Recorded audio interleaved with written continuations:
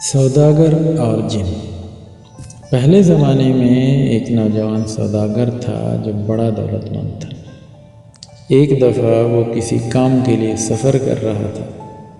رستے میں ایک سایہ دار درخت دیکھا کہ ذرا سستانے کو بیٹھ گیا اور کھانا کھانے لگا۔ ابھی کھانے سے فارغ نہیں ہوا تھا کہ ہیبت ناک شکل کا جن ہاتھ میں تلوار لیے ہوئے سخت غصہ و غضب کی حالت میں نمودار ہوا اور کہنے لگا کہ تو نے جو کھجور کی گٹھلیاں پھینکی ہیں ان میں سے ایک گٹھلی میرے لڑکے کے لگ گئی جس سے وہ مر گیا۔ اب میں تجھے اس کے انتقام میں قتل کر دوں گا۔ سوداگر بہت گھبرایا، جن سے کہنے لگا کہ آپ مجھے 1 سال کی مہلت دیجیے تاکہ میں اپنی جائیداد اور دولت کا انتظام کر لوں اور قرض خواہوں کا قرض ادا کر دوں۔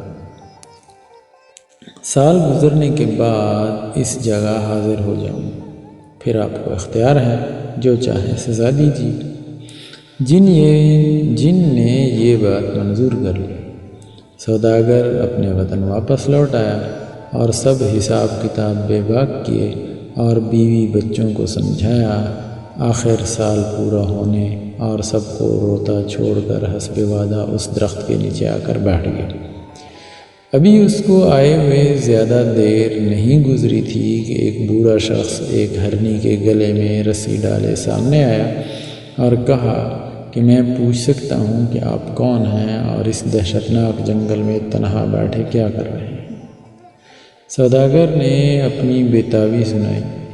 بوڑھا کہنے لگا کہ جب تک تمہارے معاملہ کا انجام نہ دیکھ لوں میں آگے نہیں بڑھوں۔ تھوڑی دیر بعد ایک اور شخص 2 کتوں کی زنجیر پکڑے ہوئے آیا اور حال دریافت کرنے لگا۔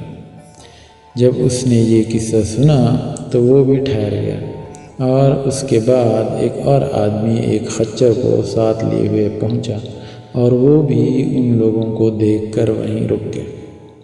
ان سب لوگوں نے ابھی اچھی طرح گفتگو بھی نہیں کی تھی کہ سامنے سے گرد و غبار بلند ہوا اور وہی ہیبت ناک جن ہاتھ میں تلوار لیے ہوئے سامنے آ کر کھڑا ہو گیا۔ کہنے لگا کہ آج تمہاری مہلت ختم ہو گئی، اب میں تمہیں قتل کروں گا۔ غریب سوداگر رونے لگا۔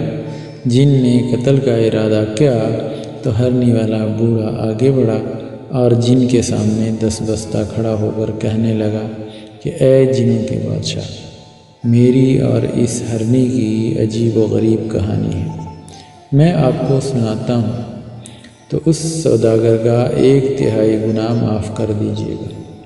جن نے کچھ دیر بعد منظور کر لیا۔ ہرنی والے بوڑھے نے اپنی داستان اس طرح کہنی شروع کی۔ ہرنی والے بوڑھے کی داستان۔ یہ داستان سننے کے لیے اگلی ویڈیو دیکھیے۔